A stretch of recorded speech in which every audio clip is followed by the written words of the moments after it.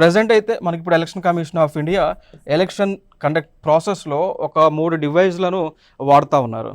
ఒకటి దీన్ని ఈవీఎం అంటాం, ఎలక్ట్రానిక్ ఓటింగ్ మిషన్ అంటాం దీన్ని. సో సిస్టమ్ దీన్ని బ్యాలెట్ బాక్స్ అని పిలుస్తూ ఉంటాం. ఎలక్ట్రానిక్ ఓటింగ్ మిషన్ లేదా బ్యాలెట్ బాక్స్. ఓకే, సో ఇక్కడ మనకి ఓటు ఎవరికి వేయాలో వారికి వేయొచ్చు అన్నట్టు, పక్కన పార్టీ సింబల్ ఉంటుంది. దాని తర్వాత ఓటు వేసిన తర్వాత డేటా అంతా కూడా మనకి కంట్రోల్ యూనిట్లో, సో ఇది కంట్రోల్ యూనిట్ అంటాం. సో ఈ కంట్రోల్ యూనిట్లో రికార్డ్ అవుతుంది.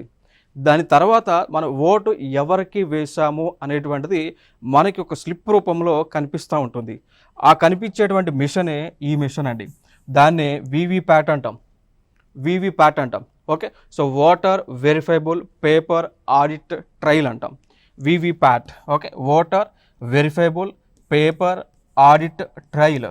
ఓకే, సో ఈ మిషన్లో ఇక్కడ మనం ఎవరికి ఓటు వేస్తామో ఆ ఓటు వేసిన స్లిప్ దాదాపు ఒక 3 సెకండ్స్ వరకు కనిపించి మళ్ళీ అది లోపలికే పోతుంది. ఓకే, సో ఈ వ్యవస్థని ఇప్పుడు భారతదేశంలో ఎలక్షన్ కండక్ట్ చేయడానికి మనం యూజ్ చేస్తూ ఉన్నాం.